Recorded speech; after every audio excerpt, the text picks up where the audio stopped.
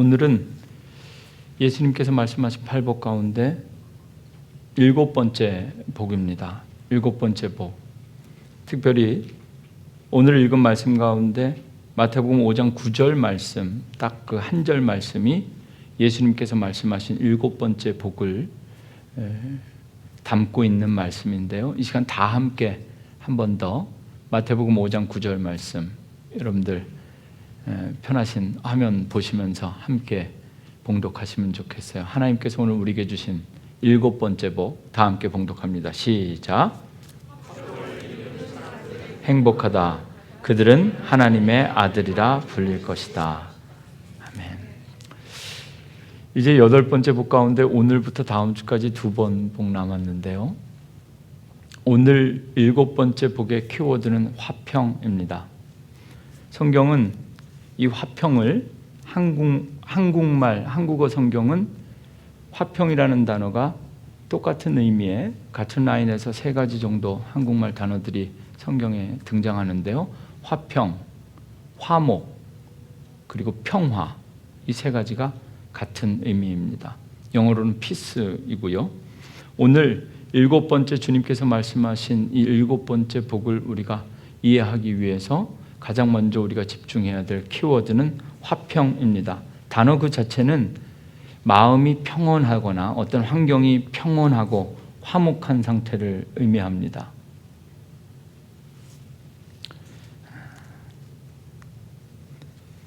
화평이 어떤 의미인지 어떻게 하면 잘 설명할 수 있을까? 다 아는 의미지만 좀 강렬하고 짧고 쉽게 이해하려면 반대되는 개념이랑 같이 이야기하면 이해가 빠르대요. 전쟁과 평화, 이런 평화가 뭔지 확실히 아는 거죠. 화평하면 반대말은 불화와 분쟁, 평화의 반대말은 전쟁인 것처럼 그런 겁니다. 저는 오늘 이 화평, 화목, 평화가 무엇인지에 대해서 이미 우리가 알고 있는 쉬운 한국말이기 때문에 그 단어의 의미를 살피기보다는 하나님께서 우리에게 주신 성경 말씀이 화평에 대해서 어떻게 말하고 있는지 3가지로 먼저 설명드리려고 합니다. 성경은 화평을 첫 번째 하나님의 성품이라 이렇게 말하고 있습니다. 그냥 성품이 아니라 이 성경은 화평은 하나님이시라. 우리가 고백하기에 가장 흔한 고백은 하나님은 사랑이시라, 우리가 이렇게 고백하는데요. 조금 울리는 것 같은데 목소리가. 하나님은 사랑이신데 오늘 주신 말씀으로 하나님을 설명하면 하나님은 화평이시라. 이 마태복음 5장 9절의 말씀을 헬라어로 읽으면 에이레노 포이오이, 발음이 좀 쉽지 않은데 한 단어입니다. 에이레노 포이오이, 두 개 단어가 합쳐진 건데요. 뒤에 단어 빼면 에이레노, 여러분 좀 익숙한 헬라어인 것 같아서 일부러 여러 번 읽은 에이레네라는 단어거든요. 이 에이레네는 히브리어 샬롬을 헬라어로 번역하면 에이레네가 됩니다. 오늘 우리가 예배드리면서 인사 나눈 것처럼 샬롬, 여호와 샬롬, 샬롬은 하나님을 설명하는 히브리어 단어이죠. 그러니까 성경은 화평을 뭐라고 설명하냐면 화평은 하나님의 성품이고 때로는 그것 자체가 하나님의 이름이고 또 그것 자체가 하나님이다, 이렇게 말하고 있습니다. 고린도전서 14장 33절 말씀에 하나님은 무질서의 하나님이 아니시오 오직 화평의 하나님이시니라. 샬롬이 에이레네가 되고 에이레네가 피스, 영어로 되는 거죠. 그 다음에 한국말 성경에는 이것이 상황에 따라 화평이 되기도 하고 화목이 되기도 하고 또 평화로 번역되기도 하는 그런 단어입니다. 오늘 이 화평에 대해서 우리가 집중하면서 가장 먼저 화평이란 무엇인가, 성경은 화평에 대해서 어떻게 말하고 있는가 기억해야 될 것은 이 화평은 하나님의 성품이고 하나님의 이름이고 하나님은 화평이시라, 이렇게 정의할 수 있는 단어가 됩니다. 두 번째, 화평은 무엇인가? 두 번째 화평은 성령의 열매입니다. 갈라디아서 5장 22절부터 26절까지 가운데 특별히 22절과 23절 말씀만 함께 다시 한번 읽으시면 좋겠는데요. 오직 성령의 열매는 시작. 오직 성령의 열매는 사랑과 희락과 화평과 오래 참음과 자비와 양성과 충성과 온유와 절제니 이 같은 것을 금지할 법이 없느니라. 성령의 열매가 9가지죠. 성령의 열매를 9가지로 규정하는 것은 옳지 않습니다. 우리가 알지 못하는 수많은 열매들이 있을 텐데 사도 바울은 갈라디아서를 통해서 대표적인 성령의 열매를 9가지로 요약해서 우리에게 설명을 하는 거죠. 이게 오늘 첫 시간이 아니라 팔복을 이야기하면서 예수님께서 말씀하신 팔복과 성령의 9가지 열매 가운데 중복되는 것들이 있어요. 다시 한번 몇 가지 정도 되는지 한번 22절부터 다시 한번 보면 성령의 9가지 가운데 첫 번째 사랑과, 이 사랑은 예수님께서 말씀하신 팔복으로 설명하면 불쌍히 여기는 자는 복이 있나니, 그 불쌍히 여긴다라는 것이 자비고 사랑이다 이렇게 말씀드렸습니다. 그리고 오늘 이 화평이 성령의 세 번째 열매이고요. 23절에 가면 마지막 8번째 열매 온유한 자는 복이 있나니, 온유가 여기 나옵니다. 사도 바울이 말한 성령의 9가지 열매 가운데 3가지가 예수님께서 말씀하시는 팔복과 중복되는 덕목들입니다. 지금까지 온유한 자는 복이 있다, 긍휼히 여기는 자는 복이 있다, 그리고 오늘 화평케 하는 자도 복이 있다 말씀드리면서 이것이 성령의 열매다라는 것을 설명을 했는데요. 오늘은 이 부분 조금 좀 시간을 좀 더 할애해서 설명을 해야 될 것 같습니다. 사도 바울은 갈라디아서 5장에서 이렇게 말합니다. 너희는 성령을 따라 행하라. 그리하면 육체의 욕심을 이루지 아니하리라. 우리는 육체의 욕심을 따라 사는 사람들이 아니라 성령의 인도하심을 따라 사는 사람들이다. 아멘. 눈이 마주치면 아멘 하는 겁니다. 저에게 오신 지 6개월 이상 되신 것 같은데.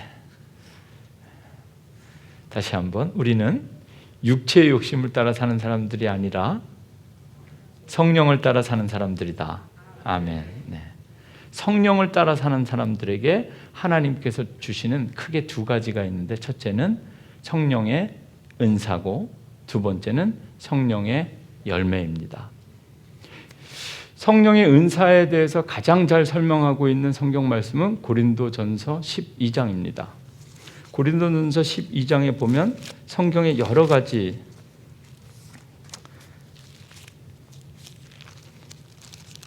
안 믿을 수도 있는 것 같아서 고린도전서 12장은 성령의 은사 이렇게 제목이 달려있는 장인데요. 여기 보면 은사는 여러 가지나 성령은 같고 직분은 여러 가지나 주는 같으며 또 사역은 여러 가지나 모든 것을 모든 사람 가운데서 이루시는 하나님은 같으니, 어떤 은사가 있는지 좀 함께 확인하시면 좋겠어요. 어떤 사람에게는 성령으로 말미암아 지혜의 말씀을, 사람이 지혜로운 것은 성령님께서 주시는 은사입니다. 또 어떤 사람에게는 성령을 따라 지식의 말씀을, 지혜와 지식은 조금 다른 개념인데요. 지식도 성령께서 주시는 은사이죠. 뭐 이런 것들은 다 우리가 갖고 있는 것들이니까 별로 그렇게 큰 반응이 없으신데요. 그 다음에 어떤 은사가 있냐면, 다른 사람에게는 9절 말씀에 보면 믿음도 성령께서 주시는 은사다. 믿고 싶어도 잘 믿어지지가 않는 것은 이 믿음도 성령님께서 주는 은사이기 때문에 그렇습니다. 어떤 사람에게는 성령께서 병 고치는 은사를 주셨다. 할렐루야. 네. 오늘 특별히 이 예배 마치면 내일 아침 일찍 한국 방문하시고 수술하시는 집사님 계시는데요. 정말 하나님께서, 성령님께서 동행하시고 병 고치는 우리 성령님의 능력을 통해서 깨끗하게 수술받고 치료하고 돌아오시기를 주님의 이름으로 축원합니다. 네. 병 고치는 은사가 있고요. 능력도 은사이고요. 예언하는 것, 영들 분별하는 것, 방언을 말하는 것, 방언을 통역하는 것 다 은사입니다. 그리고 나서 이 고린도전서 12장 은사장은 이제 후반부로 가면서 하나님의 교회 중에 몇을 세우셨으니 첫째는 사도요. 사도. 은사에 따라 어떤 사람은 사도로 부름받고 선지자로 부름받고 어떤 사람은 교사로 부름받고 다 능력을 행할 수는 없지만 병 고치는 은사와 서로 돕는 것과 다스리는 것과 각종 방언을 말하는 것 이거 다 성령께서 주시는 은사인데요. 성령의 은사를 이야기하면서 고린도전서 12장은 이렇게 마무리되고 있습니다. 다 병 고치는 은사를 가진 자이겠느냐? 다 방언을 말하는 자이겠느냐? 다 통역하는 자이겠느냐? 은사가 정말 필요하고 중요한데 다 은사만 바라겠느냐? 너희는 더욱더 큰 은사를 사모하라. 내가 또한 가장 좋은 길을 너희에게 보이리라. 고린도전서 12장은 여기서 이렇게 끝납니다. 너희는 더욱 큰 은사를 사모하라. 내가 또한 가장 좋은 길을 너희에게 보이리라. 이 고린도전서 12장 31절 마지막 말씀은 2018년 7월 12일 날 제가 이 교회 담임 목사로 부임할 때 한 설교 본문입니다. 가장 좋은 길 주님께서 열어주시기를. 고린도전서 12장 끝나고 13절로 넘어가면서 갑자기 은사의 이야기가 사도 바울에게 바뀝니다. 내가 사람의 방언과 천사의 말을 할지라도 사랑이 없으면 소리나는 구리와 울리는 꽹과리가 되고 사람의 방언은 성령의 은사이고 천사의 말, 예언하는 것 그것도 성령의 은사인데 뭐가 없으면? 사랑이 없으면 아무것도 아니라고 말합니다. 이 사랑은 뭐죠? 성령의 9가지 열매 가운데 첫 번째 열매입니다. 신앙생활하는 우리 그리스도인들도 그렇고 세상 사람들도 다 그렇고 은사와 능력을 구합니다. 성령의 은사는 성경에 기록된 수많은 은사들, 방언하고 예언하고 병 고치는 거 아마 우리 교회도 담임 목사가 병 고치는 은사가 있으면 금방 왜 웃으세요? 네. 예배 끝나자마자 병 고치는 은사만 저한테 있다는 소문만 어떻게 날 수 있다면 빈자리는 다 한 번에 해결될 텐데 말이죠. 그렇죠? 설교를 잘하는 것도 은사입니다. 설교를 잘하는 목사님들의 얘기를 들어보면 두 종류라고 그래요. 타고나게 설교를 잘하는 분들이 있고 정말 못해서 열심히 노력해서 설교를 잘하는 분들이 있는데 정말 열심히 노력해서 설교는 잘하는 분들이 아무리 잘해도 타고나는 분들을 이길 수 없다고 그러시더라고요. 은사입니다. 그래서 성령의 은사는 인간의 능력과 연관이 있기 때문에 human ability. 믿는 사람이나 믿지 않는 사람이나 교회 다니는 사람들도 우리는 정말 믿음 좋은 사람 하면 성령의 은사에 집중하는 것 같아요. 어떤 사람이 설교를 잘하느냐. 정말 그 교회는 안전뱅이가 일어난다더라. 예전에만 한국에 어떤 교회만 가면 1년만 다니면 전세에서 자가로 32평에서 56평으로 뭐 이렇게 옮긴다고 그러잖아요. 은사. 육체의 소욕이 아니라 성령의 인도하심을 따라 살아가는 우리들에게 성령의 은사가 정말 필요한데 성령의 은사에만 우리가 너무 오랫동안 집중하다가 성령의 열매가 있는 것인가를 하나님께서 특별히 이 팔복을 통해서 우리에게 다시 한번 점검할 수 있게 해주시는 것 같아요. 산을 옮길 만한 믿음이 있어도 사랑이 없으면 아무것도 아니다. 아무리 성령의 은사가 많아도 우리 지금 가르치는 교사들도 성령께서 주시는 은사인데 아무리 교사들이 잘 가르쳐도 아이들을 향한 사랑이 없으면 아무것도 아닌 거죠. 예수님께서 말씀하신 이 화평은 성령의 열매입니다. 성령의 은사에만 집중하고 지혜와 지식과 믿음과 방언과 예언과 병 고치는 것과 정말 기가 막힌 말씀과 이런 거 아무리 잘해도 사랑이 없으면 울리는 꽹과리 아무것도 아니다 이렇게 말씀하고 있습니다. 화평이 성령의 열매라는 것, 그리고 팔복 가운데 화평뿐만 아니라 온유함, 그리고 불쌍히 여기는 사랑, 이런 것은 성령께서 주시는 은사가 아니라 그 은사를 통해서 우리가 맺게 되는 열매. 그러니까 결국 이 열매가 있어야 된다는 거죠. 팔복이 다 끝나가기 전에 우리가 다시 한번 우리의 삶을 돌아보면서 성령님과 동행하는 삶 가운데 성령님께서 우리에게 주시는 은사를 가지고 반드시 열매 맺는 삶이 될 수 있기를 주님의 이름으로 축원합니다. 세 번째로 화평은 보혈의 공로입니다. 골로새서 1장 20절 말씀 함께 보시면 좋겠어요. 성경은 화평을 십자가의 피로 이루어낸 십자가의 공로다, 이렇게 설명하고 있습니다. 우리 다 함께 골로새서 1장 20절 말씀 함께 봉독합니다. 시작. 그의 십자가의 피로 화평을 이루사 만물 곧 땅에 있는 것들이나 하늘에 있는 것들이 그로 말미암아 자기와 화목하게 되기를 기뻐하심이라.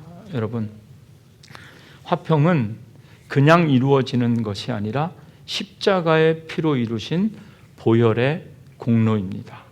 그러니까 이거 세상 사람들이 말하는 일반적인 화평과는 완전히 다른 화평, 그런 화평을 이루는 자는 복이 있다, 이렇게 주님께서 말씀하고 있습니다. 팔복을 처음에 설교하면서 처음에 몇 시간 팔복의 구조를 제가 설명드렸죠. 한국말로는 심령이 가난한 사람은 복이 있다, 온유한 자는 복이 있다, 오늘도 화평케 하는 사람은 복이 있다, 이렇게 번역하고 쓰여졌지만 헬라어와, 그래도 영어 성경까지는 그 헬라어 어순의 뉘앙스를 그대로 살려서 번역한 것 같아요. 헬라어로 읽으면 심령이 가난한 온유한 사람, 화평한 사람, 이걸로 시작하는 것이 아니라 먼저 복을 먼저 선언합니다.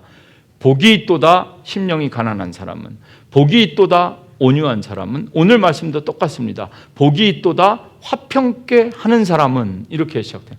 영어로 blessed 이렇게 시작하죠. 올해 하나님께서 우리에게 주신 비전, 행복한 사람. 세상이 말하는 행복은 영어로 happen이라는 단어에서부터 왔다 그래요. happiness가 happiness, happen.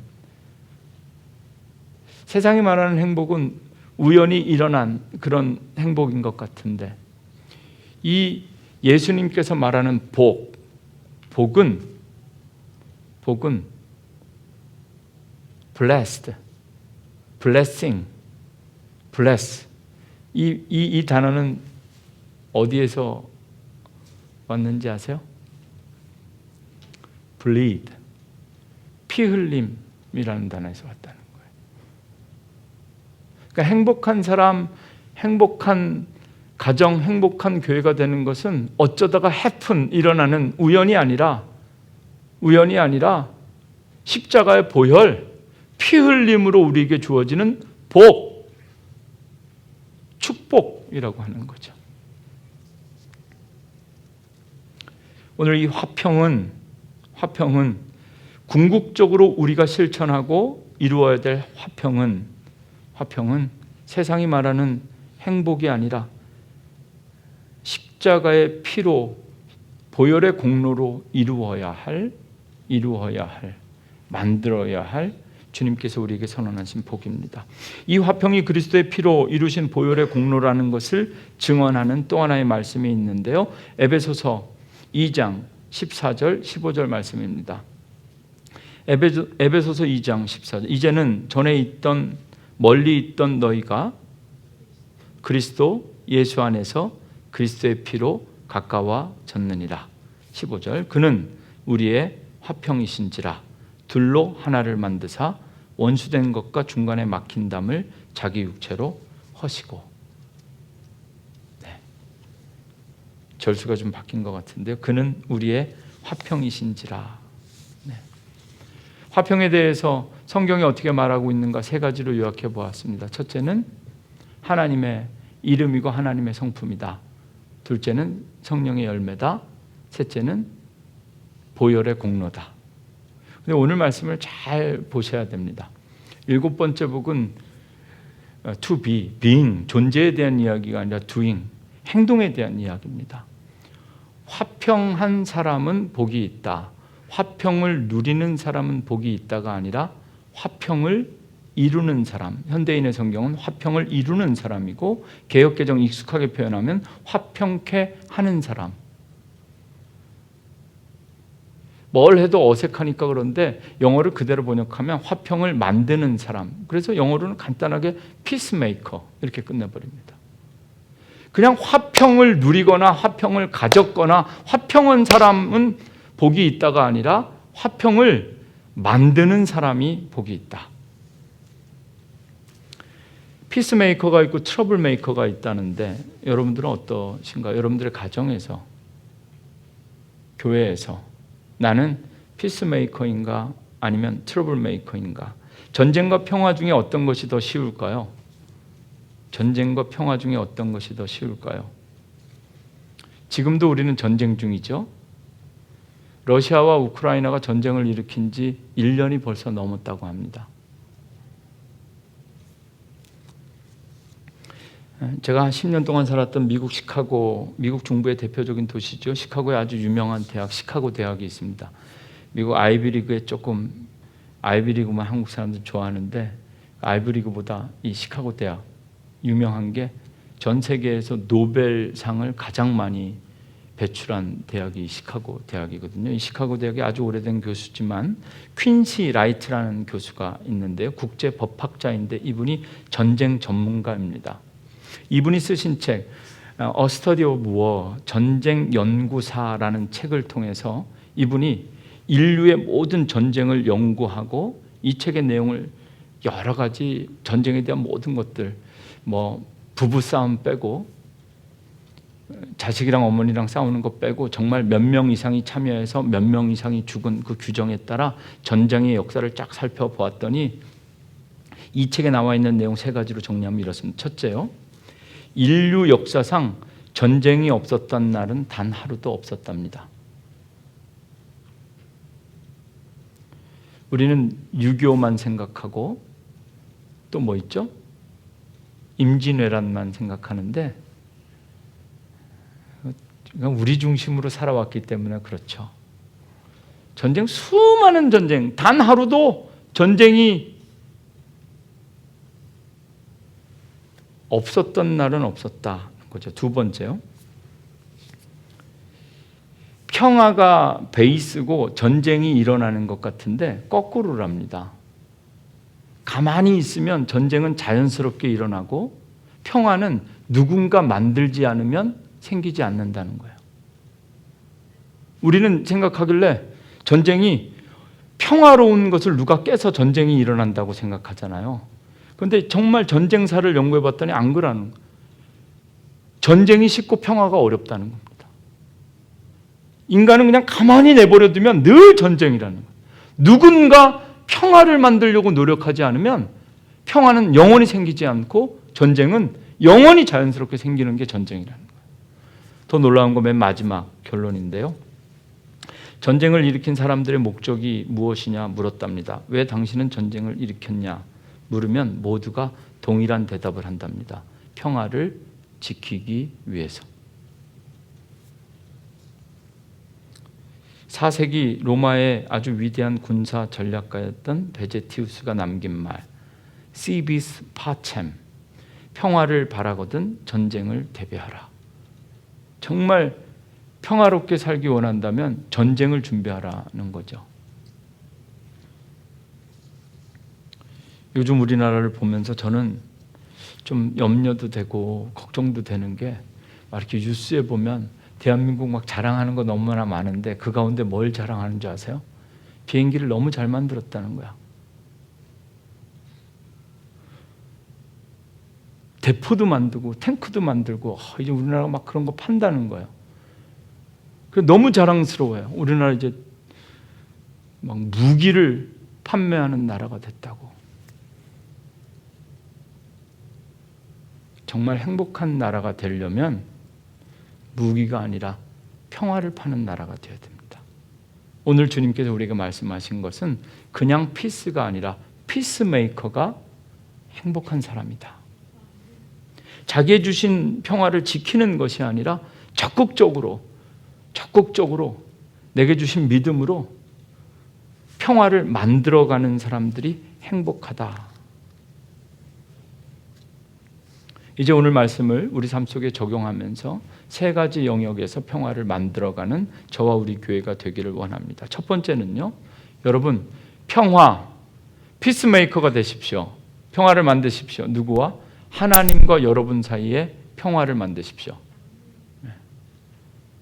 내가 하나님과 화목한가 생각하시고 하나님과 내 사이가 늘 평온할 수 있기를. 제가 짧은 영상 하나 봤는데요, 한국의 유명한 영화배우 가운데 유여정 씨 맞나요?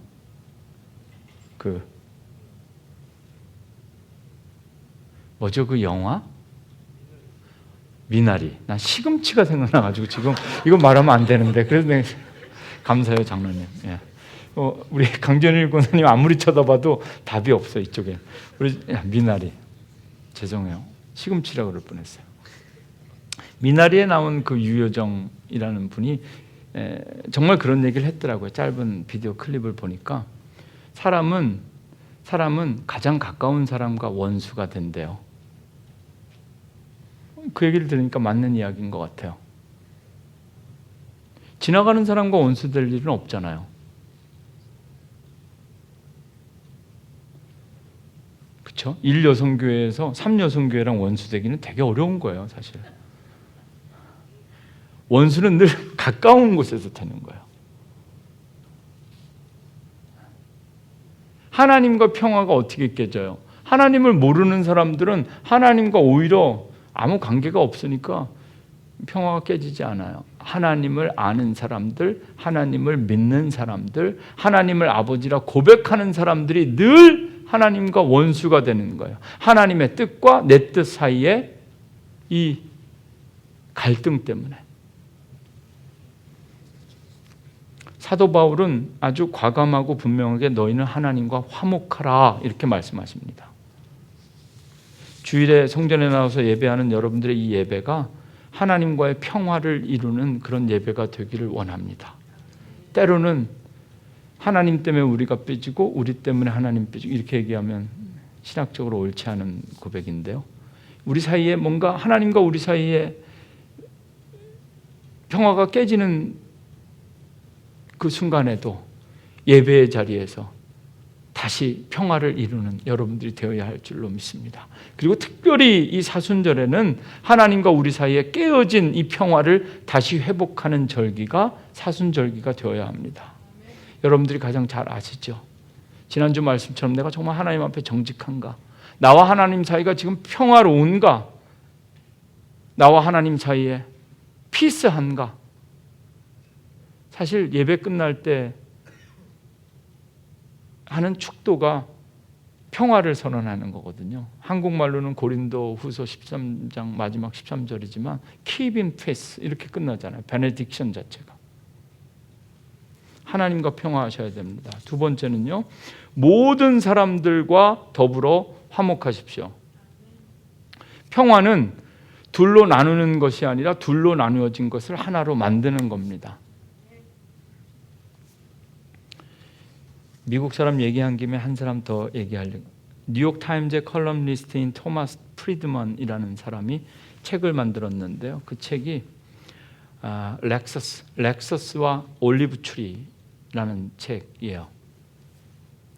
여기에서 이 컬럼니스트 프리드먼이 한국말로 하면 갈등 예방의 황금 아치 이론, 골든 아치 띠오리. 그래서 이게 뭔가 봤더니요, 이 사람이 세계 전쟁을 해석하고 앞으로 전쟁이 일어날 것을 예상했는데요, 이 렉서스 앤 올리브 트리라는 이 책에서 이 언론학자가 주장하는 황금 아치, 이런 골든 아치가 뭐냐면요, 금색으로 이렇게 아치 그리는 거, 맥도날드 이야기하는 거예요. 미국 중심의 세계 질서를 이야기하면서 미국의 맥도날드 체인점의 M자 로고를 상징하는 이 이론을 통해서 이 사람이 이렇게 이야기합니다. 이 M자가 들어가 있는 나라는 앞으로 전쟁이 일어날 가능성이 거의 없고요. 이 M자가 없는 나라들은 늘 전쟁이 일어날 가능성이 있다고 합니다. 실제 그렇다고 합니다. 중동 지역에서 이 맥도널드가 들어가 있는 나라가 이스라엘, 사우디아라비아, 이집트, 레바논, 요르단 이런 나라들은 전쟁이 일어날 일이 거의 없고, 아직도 이 맥도날드가 들어가 있지 않은 시리아, 이란, 이라크 이 나라들은 늘 전쟁이 일어날 가능성이 있다고 그래요. 이것을 황금 아치 이론이라 이렇게 설명하더라고요. 대한민국과 일본은 정말 사이가 안 좋지만 절대로 전쟁이 일어나지 않는 거죠. 이 이론대로라면. 왜냐하면 우리는 다 맥도날드가 있으니까. 맥도날드 분점에서 서로 싸우면 본점에서 이 싸움을 중재하니까. 북한은 어떻죠? 아직 맥도날드가 없는 거예요. 그래서 앞으로 전쟁이 일어난다면 이 이론대로라면 한일 간의 전쟁이 아니라 남북 간의 전쟁 가능성이 훨씬 많다는 거죠. 세상 사람들의 관점으로 보면 미국 중심으로 설명하면 그렇다는 거예요. 2018년도에 평창에서 동계올림픽이 열렸어요. 남한의 선수들뿐만이 아니라 전 세계 동계올림픽 선수들이 다 모였는데요. 그때 대한민국에서 선수촌의 선수들에게 나누어준 과자가 있었대요. 과자, 사탕 이런 것들 이제 한국에 손님들이 온 거니까 선수촌 숙소마다 이렇게 다 나눠줬는데요. 다들 맛있게 먹고 참 좋아했는데 문제가 된 비하인드 스토리가 있더라고요. 동계올림픽을 주최한 본부 측에서 자유시간을 나눠줬대요. 자유시간 뭔지 아시죠? 오늘 막 제 의도랑 상관없이 맥도날드가 자유시간이 이렇게 막 광고되어져서 죄송해요. 맥도날드는 M으로 바꾸고 자유시간은 뭐라고 바꾸죠? J 초코바를 나눠줬대요. 다들 맛있게 먹었는데 북한 선수들이 난리가 난 거예요. 그 북한 선수들은 그 지도자가 와가지고 다 자유시간 거더라고. 그래 봉투에 담아서 다시 그 평창 동계올림픽 주최 측에 반납했대요. 왜 하필이면 자유시간이냐고. 이 초코바로 우리 선수들을 흔들려는 그런 계획이 있는 건 아니냐고. 자유시간 하나 가지고도 그 이름 가지고도 이렇게 서로 다른 생각을 한다면 평화라는 것은 정말 어려운 거죠. 하나님뿐만 아니라 우리는 모든 사람들과 평화해야 됩니다. 그리고 그 평화는 서로 다른 것을 인정하자. 제가 아주 예전에 오래 읽었던 책 가운데 그래서 어떤 사람은 우리의 소원은 통일이라고 말하지 말고 통이, 실제로 한문으로 통이 이론을 이야기하는 분들도 있더라고요. 하나로 만드는 것이 평화가 아니라 서로 다른 것이 하나 돼서 함께 어울려 사는 개념으로서의 통이. 그래서 이사야 11장 6절 말씀에 보면 이리가 어린 양과 함께 뛰어놀고 표범이 어린 염소, 이런 이야기 아시죠? 젖 먹는 아이가 손을 독사굴에 넣어도 안전한 세상, 그 세상이 평화로운 세상이라 성경은 이렇게 증언하고 있습니다. 특별히 이 덕목은 사랑을 이야기할 때도 이미 이야기했는데요. 하나님을 사랑하고 이웃을 사랑하는 것이 팔복에 이미 다루었던 내용인데 평화는 조금 더 다릅니다. 하나님과의 평화, 이웃과의 평화에서 이 평화는 그냥 이웃이 아니라 원수를 사랑하는 평화를 이야기합니다. 하나님을 사랑하여 하나님과 평화를 회복하고 그리고 사람들, 원수와 사이에서 평화를 만들 수 있는 사람이 행복하다고 말하는 겁니다. 마지막으로 이 평화는 내적인 평화입니다. 요한복음 14장 27절에 보면 평안을 너희에게 끼치노니 곧 나의 평안을 너희에게 주노라. 내가 너희에게 주는 것은 세상이 주는 것과 같지 아니하니라. 너희는 마음에 근심하지도 말고 두려워하지도 말라. 지난주에 말씀드린 깨끗한 마음 속에 근심이 없는 것과 일맥상통하는 부분입니다. 늘 예배드리고 특별히 여기 좀 높아서 그런지 올라와서 이렇게 한 번씩 쭉 성도님들을 보면 여러분들의 눈빛 그 안에 여러분들의 마음에 지금 담긴 여러분들의 심령은 어떨까 참 궁금하고 짧은 시간이지만 이렇게 여러분들 보는 것이 참 귀한데요. 여러분들 마음속에 감추어진 두려움, 염려. 지난주에 말씀드렸는데 여러 가지 염려들이 있지만 정말 우리가 염려해야 될 것은 어쩌면 오늘 밤에라도 주님께서 다시 오시면 이대로 내가 주님을 맞을 준비가 되었나? 이런 염려, 필요하다면 이런 염려가 필요할 것 같고, 정말 예배하는 자들이라면 언제 주님 오셔도 염려, 걱정할 것 없는 그런 우리의 인생이 되어야 되겠다. 여러분 마음속에 평화를 만드십시오. 담임 목사가 줄 수 있는 평화가 아니라 주님께서 여러분들 마음속에 줄 수 있는 평화, 한 주 동안 삶 속에 하나님과 화평하기 원합니다. 아멘. 아멘. 사람들과, 특별히 원수들과 평화하기 원합니다. 아멘. 그리고 오늘 성전을 떠나가기 전에 마지막으로 하나 더, 내 안에 평화를 만들기를 원합니다. 폭풍 속에서도 흔들리지 않는 내 영혼 편안해. 여러분, 그런 평안함을 누릴 수 있는 여러분들이 되시기를 주님의 이름으로 축원합니다. 다음 주 팔복 가운데 마지막 8번째 복의 말씀 통해서 우리가 전체 지난 8주 동안 하나님 주님께서 우리에게 주신 팔복의 말씀들을 함께 나누면서 정말 부활절 전에 사순절 기간이지만 행복한 성도, 행복한 가정, 행복한 교회가 되기 위해서 우리가 해야만 하고 할 수 있는 일들이 무엇인지 더욱더 깊게 기도하고 묵상하는 한 주간의 삶이 되기를 주님의 이름으로 축원합니다. 아멘.